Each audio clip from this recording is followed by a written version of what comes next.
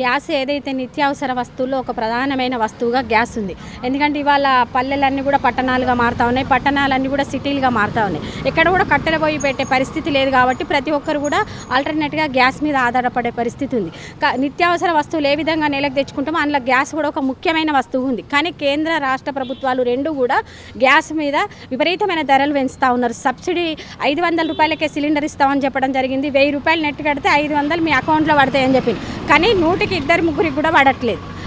Subsidy పడకపోగా పెంచేటప్పుడేమో 100లో పెంచుతూ ఉన్నారు. 70 రూపాయలు, 80 రూపాయలు, 100 రూపాయలు పెంచుతూ ఉన్నారు. తగ్గించేటప్పుడు మాత్రం 2 రూపాయలు, 3 రూపాయలు గ్యాస్ రేటు తగ్గిస్తూ ఉన్నారు. సబ్సిడీ పడటం లేదు. గతంలో 400 ఉన్న సిలిండర్ ఇప్పుడు 1000, 1100, 1200 ఫస్ట్ ఫ్లోర్లో ఉంటే 100 రూపాయలు, 60 రూపాయలు షిఫ్ట్ ఛార్జ్ అని వాళ్ళు తీసుకుంటా ఉన్నారు. నిజంగా గ్యాస్ పెరగడం వల్ల చిన్న చిన్న వ్యాపారస్తులకు కూడా ఇబ్బంది జరుగుతుంది. ఇవాళ రేపు భార్యాభర్తలు ఇద్దరు పనిచేస్తే బతికే పరిస్థితి కనబడతా ఉంది. ఈ కరోనా వల్ల ఆర్థికంగా ప్రతి ఒక్క చిన్న చిన్న వ్యాపారాలు చేసుకునే వాళ్ళ పరిస్థితి బతుకులు చితికిపోయినాయి ఆర్థికంగా. వాళ్ళందరూ కూడా ఇవాళ టీ హోటల్ పెట్టుకున్న వాళ్ళకి కానీ, ఇంట్లో అప్పాలు చేసుకొని అమ్ముకునే వాళ్ళకి కానీ గ్యాస్ మీద రేటు పెంచడం వల్ల 1000 రూపాయలు గ్యాస్ రేటు, నూనె ప్యాకెట్ చూస్తే 150 రూపాయలు, ఇట్లా వాళ్ళు చిన్న చిన్న వ్యాపారాలు చేసుకునేటోళ్ళు మూసేసి కూలి పనులకు వెళ్ళే పరిస్థితి కనబడతా ఉంది.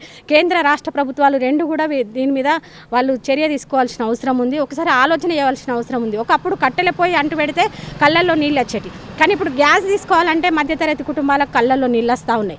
ఎందుకంటే పెద్ద పెద్ద ప్రభుత్వాలు ఉల్లి ధరలు పెంచి, గ్యాస్ ధరలు పెంచి కూలిపోయిన గవర్నమెంట్ ఉన్నాయి. ఇప్పుడు ఒక సీతారామన్ ఉన్నారు, ఆర్థిక శాఖ మంత్రి.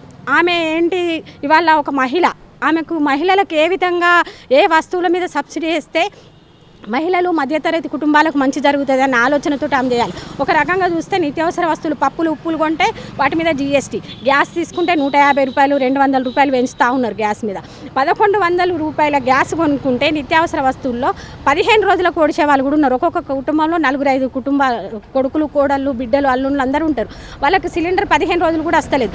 ఇంతకుముందు అరువు ఎప్పుడైనా సిలిండర్ అయిపోతే పక్కింటి వాళ్ళని అడిగితే సిలిండర్ ఇచ్చే పరిస్థితి ఉండే, కానీ ఇప్పుడు సిలిండర్ ఇస్తలేరు. ఎందుకంటే మాకు సబ్సిడీ పడుతుందో పడదో, మళ్ళీ గ్యాస్ వచ్చినప్పుడు మేము 1200 ఉంటాయో అని పక్కింటోళ్ళు సిలిండర్ ఇచ్చే పరిస్థితి కూడా లేదు. ఒకప్పుడు సిలిండర్ అయిపోతే బేఫికర్ ఉంటుండే, పక్కింట్లో తీసుకొస్తే అయిపోయినాక పెట్టుకుందామని. మధ్యతరగతి కుటుంబాలకి నిజంగా గ్యాస్ పెంచడం అన్నది చాలా బాధాకరం. గ్యాస్ మీద వెంటనే సబ్సిడీ ప్రతి ఒక్కరి అకౌంట్లో సబ్సిడీ పడాలి.